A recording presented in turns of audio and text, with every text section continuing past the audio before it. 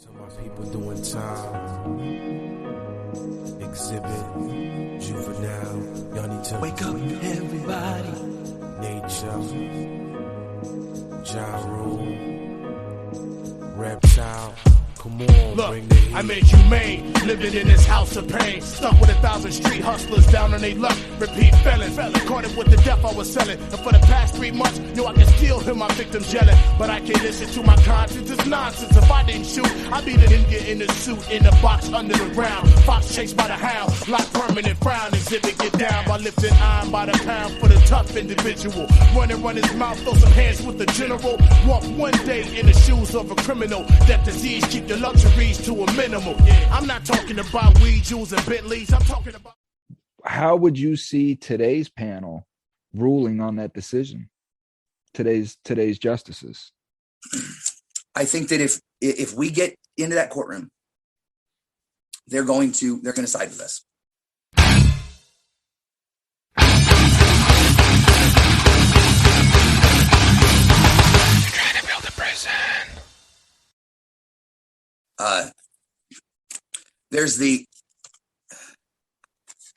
There's what's called the doctrine of master servant. And the doctrine of master servant basically says that a servant, performs mechanical duties on behalf of the master. And they will always side with their master.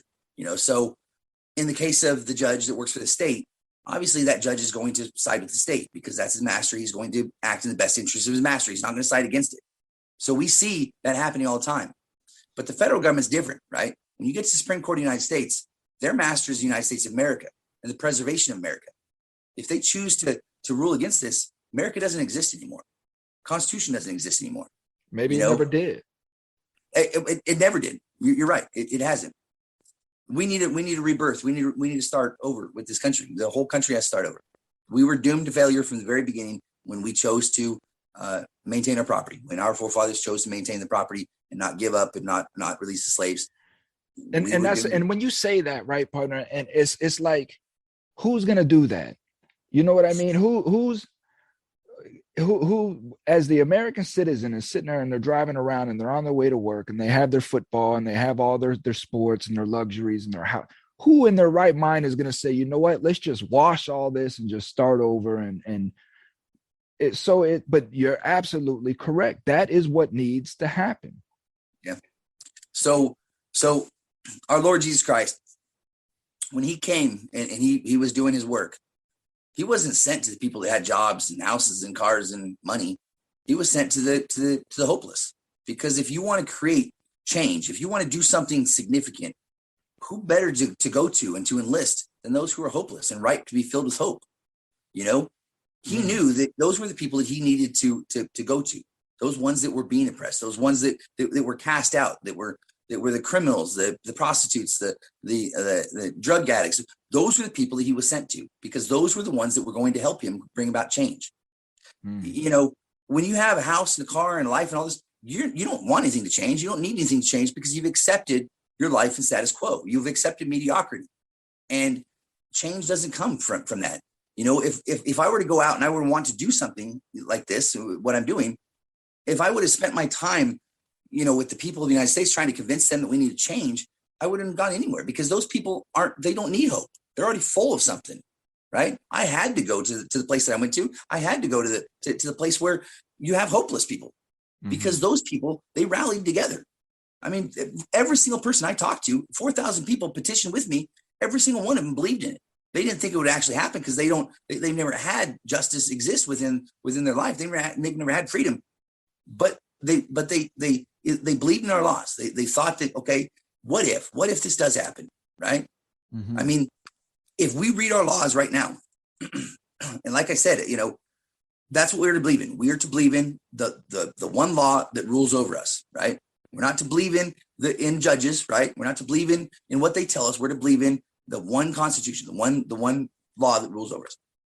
And if we believe in that, right, and we believe in the words that it says, then it will be executed. And by its execution, because you execute the law, by its execution, it will remove the sins of all people within our nation. I mean, that's scriptural. That's biblical right there. If we believe in it, we push this, then we can restart. We can restart our nation. We can start over and raise every single slave up to an equal status so that we can move forward day one the way it was supposed to, 234 years ago, with every single person equal. If we have one person remain a slave, we have the ability to discriminate once again. We must bring everyone to an equal status and move forward, because then government and laws must first treat them equally. That's the way we have to do it. So I just don't see the powers that be letting that happen. Maybe not. But if that's the case, then we don't have a nation. Then we're doomed for destruction. So it's either give me freedom or give me death. And that's the point to where, I mean, essentially what we're talking about is another civil war. Yeah. Well, the state of California has 1,400 judges, but 40 million people. What are those 1,400 judges? How are they controlling these 40 million people? Right? That's what we got to keep in mind. That's what all of Americans need to keep in mind. 1,400 judges that's controlling and dictating the lives of 40 million people. If you don't like something, then fix it. We have the power. That's the power that we talk about. You think that those judges have the power? They're nothing. They're nothing. They've got a title that says honor. You don't. Yeah, they're an apparition. Respect someone that's violating law. So I'm not talking about armed rebellion. I'm talking about using our words and showing them what they are. They don't have the right to be able to change our beliefs and our morals and our sets of practices. And but the only way that works, T, I think, is if the people know it and have faith in it and operate within that. And I think that's the thing is that people are just not only, and we're not talking about the select few who are awake. We're talking about the millions and millions of Americans who probably are immigrants or first time, their parents were immigrants, really don't understand government structure. They've been, these immigrants have been allowed to come into our nation for the last 100 years, just completely ignorant to the Constitution and everything behind it, what it stands for. And now we really have a nation of people who understand compliance and don't understand non-compliance. And so now when you have these individuals that are out here standing up for their rights, we're viewed upon as non-compliant. We're viewed upon as treasons. We're viewed upon as insurrectionists, terrorists, So how do we overcome the majority of ignorance that is in our nation? So they say that all that you need is 20% of the population, and you can change anything in America. 20%. So if we look at in America being 330 million people, let's take half of that, right? 150 million being adults, right? And let's say that voting in actual vote might be 100 million people, right? And I think that's pushing it, right? 100 million voters. But let's say that 20% of that is 20 million people. We have right now in the system currently 10 million people right now. Add their spouse, because their spouse is going to vote with them, because whoever's getting them out of prison or getting them out is going to vote with them, right? We're at 20 million people. You add their mom and their dad, we're at 40 million people. We've got the numbers. The numbers are there. Well, but that's why our votes don't count, though. That's why they don't count, but we do count. You cannot deprive a United States citizen of a right secured by the Constitution of the United States. They can't do it, right? There's two reasons. Remember, there's two things that are taken away from us: the right to vote and the right to bear arms. And those are specifically intended in order to keep us suppressed. Exactly right? What you just described, right? The inability to be able to vote means that we can't rise up democratically. The inability to bear arms means we can't rise up militarily. It's keeping the slaves in an indentured slave status, right? Amen. They can't do it. These are our rights. And so even as a felon, you don't have the right to take away my right to vote, right? You don't have the right, because that is a right secured by and enumerated in the Constitution of the United States. Therefore, I'm entitled to it, right? You can't take it away. And so that's what we need to push, because, when we look at, and there's a couple of statistics here, and it's actually a good time because I wanted to go over these. 18 of the first 31 Supreme Court justices owned slaves. And these decisions, they have lasting impact on us. 18 of the first 31 Supreme Court justices had their own slaves, right? They didn't want to change that. And I think John Marshall's one of them. I think he was the 14th or the 15th. Yeah. So from our first common law Congress in 1774 until today, over 12,000 people have been elected. And over that 240 plus year period, only 3% of them have been women. or people of color. And of that 3%, 1/3 of them are serving right now today, right? So 97% of the Congress that we've had in the history of our country have been white men, right? Mm-hmm. Where is the equal representation, right? When you have a jury that's represented by 12 people and they say that that's representative, where's the felon? Where's the person who's actually been through this? Where's the person who's been in the system? That's not representative of the people. When we have such a large number of people that have been convicted of crimes, that's a group. Well, of you're people. talking about a third of our nation. Yeah. Who's representing that third, like you said? Right. So you have groups that classes of people, right? A criminal is another class of people. That's all it is. So when you say blacks and minorities, and that's a class of people and they're deprived of rights, or you say women are a class of people and they're deprived of rights, what about criminals, right? That's a class of people they've established that have rights. We have rights just like anyone else. We're still a person, right? But when you label us and you say that these are horrible, awful people, and that's all that we are, then guess what? You're proliferating this class, right? And that's contrary to it. I mean, which I know that the listener right now is probably saying in your mind, they are horrible people, and they've committed horrible crimes. And although that's probably true in a lot of that sense, right? When we get into the 13th Amendment, I really want to start to break down how crime was created, right? Yeah. Law came first. The crime did not come first. The law came first. So right? Remember this, right? That it wasn't until the late 1800s or late 1700s that the first prison even existed. Right. This is a fairly new institution, right? Prisons weren't used all through history. I mean, not at all, right? And well, they weren't heard of. They weren't heard of because it wasn't even a thought process as to incarcerating men at that time. Yeah, when we talked about the prison industry, right, and the ability to trade stock, you read something from the Geo Group, and it's bothered me for quite some time. But you said within reading their stuff, you said that they were operating in Africa, South Africa, Australia, and here. Those are all three English common locations. Those are penal colonies, all three of those locations. And why is it that the prisons are established in those particular locations? It's really bothered me for quite some time here, knowing that those are the specific locations that they're operating, and those are the specific English common penal colonies. It's just it's mind-boggling. But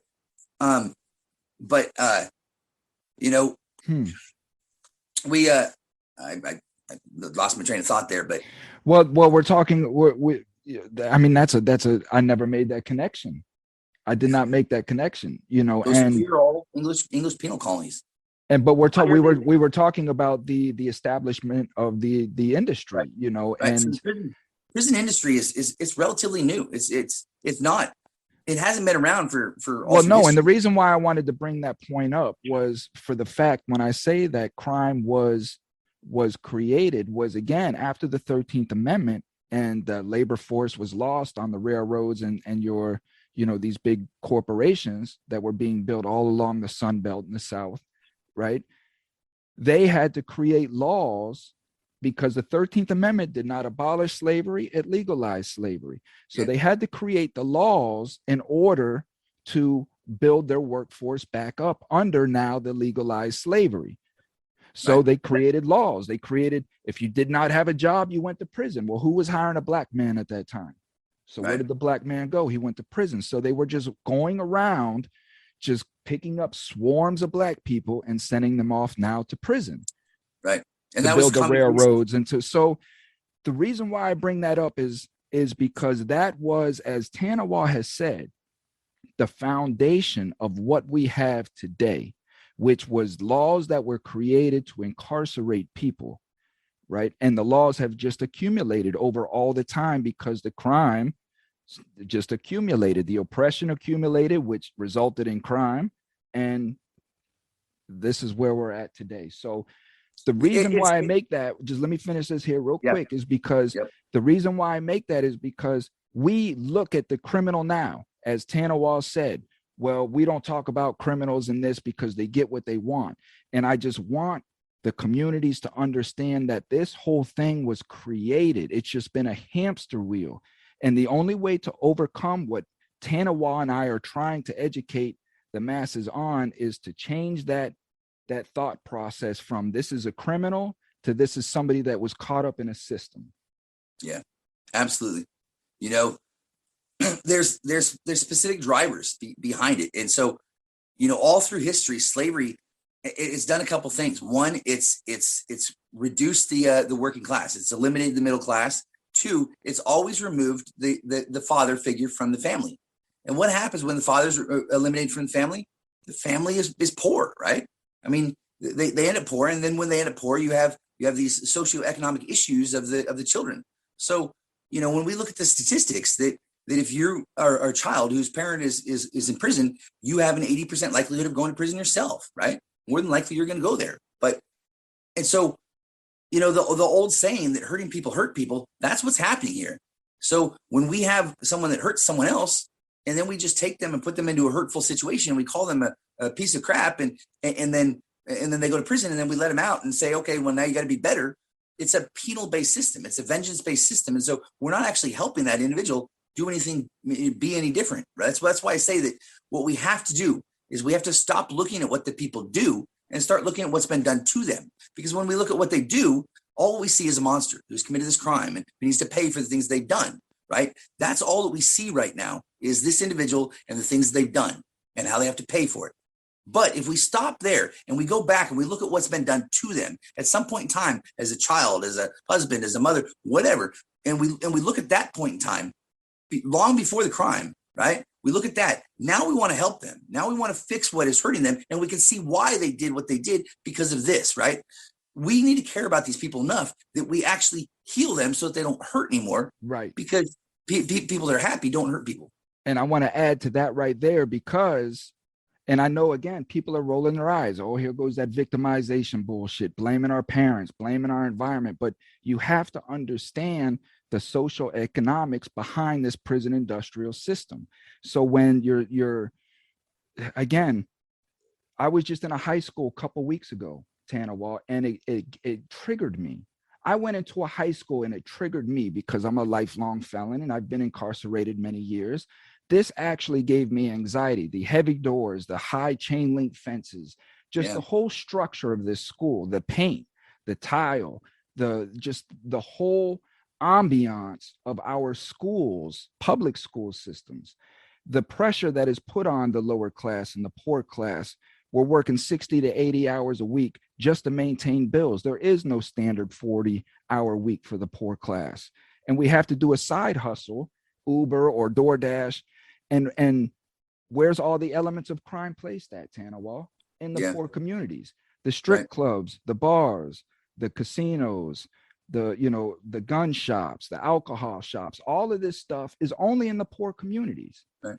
So again, they're working off percentages. They know that a large percentage of the people, when you apply a certain amount of pressure to them, they're going to make bad choices. It's human psychology. Right. And now, like you said, we're faulting these people for making those bad choices. Right. Right. So we are a product of our environment, right? If I have a child, right, that child is going to be a product of whatever environment my wife and I create, right? So if we create an abusive environment, we're going to create abusive children. They're going to be a product of that environment. And so the same thing can be said about a man. A man is a product of a society, an environment of a society. So if our society is creating an environment of crime because we have a bunch of criminals that are leading us, then we're going to produce criminals as a result of that. So when you have, the leadership of our country that's willfully violating the law and doing it with absolute impunity, they are creating an environment where crime can exist, right? When you have these drug task force that go out and manufacture drugs, sell drugs, buy drugs, do all these things, they're committing these crimes. They're creating an environment where crimes can be committed. And then these people come in and they violate the law that was created by the environment that the government was, come on. And then they use the marketing. They use the marketing to make these people look like heroes to the American citizen. Exactly. So now the American citizen's running around back the blue without truly understanding who the blue is and what they're doing. And we're sending our children into this. And so you've got to understand that with a debt-based system, they're going to focus on debt. And who is unable to pay that debt? The poor. Of course. So laws are absolutely 100%, without a doubt, created in order to focus on and target the poor, that specific demographic. It's not race, remember, because everything is confusing when we look at like the race issue between classism and racism. Right. It's economicism. It's not racism. It's economicism. It's rich versus poor. But when you look at the high concentration of, say, Black Americans within the prison population, who is the lowest or the highest number of socioeconomic producers within America? Right. The Blacks. They have traditionally been much lower income earners because they never were raised up out of slavery.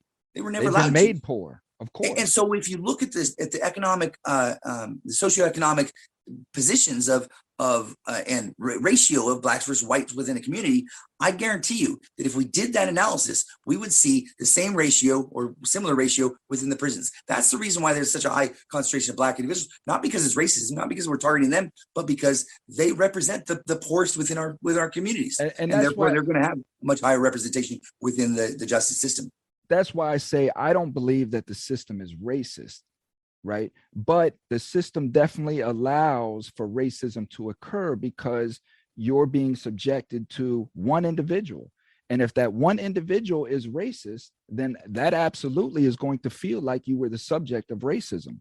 But it's the system that is allowing these people to be tyrants as we've defined. But yeah. Well, once again, I mean, the government does not want. They don't want the public and the people to get along with one another. They don't want us to be happy and in peace and, loving my brother. They want the conflict because the conflict creates crime and crime creates criminals. And so once again, going back to just the history, our system was, our Constitution was originally drafted and they added in fugitive elements of it. Now, who are the fugitives? Slaves, Fugitive Slave Act, right? So when we talk about fugitives, it was always about slaves. It was always about a slavery institution. When you talk about Article 4, which talks about the fleeing of a slave from one or the fleeing of a criminal from one location to another location, that was a slave. That's what they were referring to, was their property that flees from one location to another location and to return that property back to the owners. I mean, they wrote into the Constitution elements of the Fugitive Slave Act. So every single thing about this is based upon slavery. And if we look at that, then it just makes sense because today, we've got a slavery institution. Our justice system, for all the way up until the 1970s, it remained pretty much flatline. We didn't have high peaks and whatever. We didn't have a huge concentration of people within the justice system and the prison system. But then all of a sudden in the 70s, we see this massive spike. And then over the course of 30 years, we see an 800% increase in the prison population. It's exploding. I mean, it's on an unachievable or unmaintainable track right now. And so just the numbers that are increasing. And why is that? Well, because the states have realized how much money they can make off of this slavery institution. And, no question. And that's what it is. I mean, this is a system that is absolutely going to enslave every man, woman, child across the nation before it's finished. And so we have to fix this. This is up to us to do it. And so, those of us that have already been impacted by the system and have already been brought into it and see how unjust it actually is, the things that we say we know we should be represented out there. And this is why we're ostracized. This is why we're ostracized. This is why we're censored. This is why we're demoralized, because we know the truth, and we have to be suppressed. So Tanawa, man, this was a beautiful conversation, man. And I loved how it ended. I think I'm going to make this into two parts. So I'll make part one as far as Barron versus Baltimore. And then the second part will be, because we discussed the prison industry for a good 30 minutes. Yeah.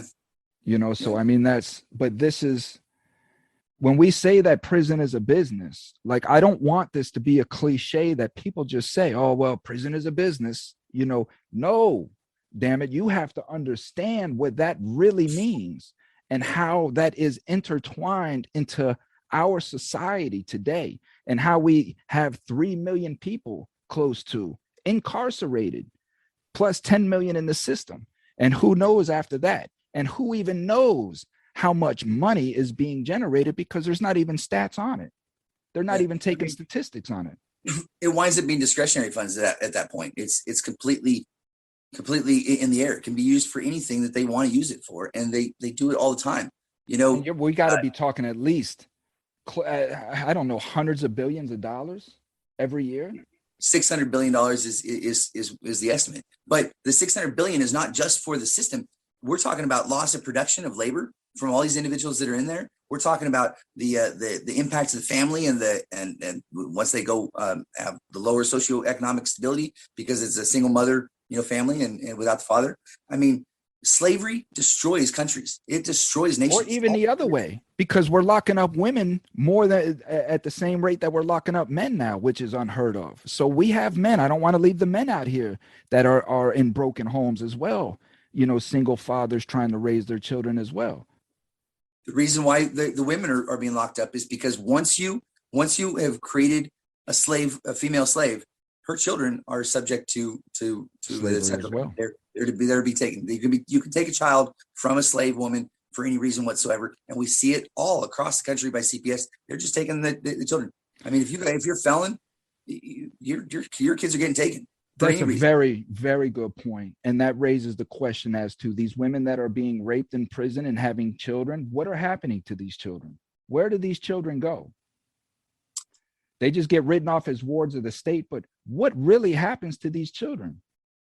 Yeah, I don't want to say. Yeah. So until next time, partner, the Sixth Amendment is, I think, what we did the Fifth. We'll get into the Sixth. Yeah. And so you're going to Michigan. You're flying to Michigan today. Safe travels on that, brother. And yeah. So we've got a big win, I think, coming in Michigan here, and I'm hoping that on Thursday when it's announced, I think that hopefully we'll see some major change at that point. So I don't want to. We'll collect after that and talk about the decision either way. Yeah. So. If everything works out just fine, then then this might happen silently, which blows me away that it could happen, that it could work that way. But it's important that the states make the right decision. And anytime a state makes a decision to follow the Constitution, like in the case of the grand jury, if one of the 9 states come out and say we're going to follow the require the indictment by a grand jury because it's required by the Constitution, that would create a precedent, and that precedent then would apply to all states because each of the states' Supreme Courts are all peer-to-peer, and so they would be at an equal level. And so if one state comes out and says that we're requiring it, then that would apply, and every single person within all those other states would then receive through vicarious relief the same remedy through that. And then at that point in time, the only way that they could stop it would be an injunction by the United States Supreme Court, because that's the only court that would be able to make a decision overruling a state Supreme Court. But the only reason why they would do that would be if they want to hear the case. And I guarantee you that if we have this case heard, it's over. The court does not want to have us hear it. They're trying to prevent that, because if we go in and we're able to present this argument, we will win. Absolutely, without a doubt. We will win. Partner, like I say, safe travels, and make sure you pay attention to who's around you. You know what I mean? Stay safe. I know what you mean. I know what you mean, partner. Yeah, it's getting dangerous, but yeah. All right. Take care, partner, and stay in touch with me. Okay, thank you. Bye. All right.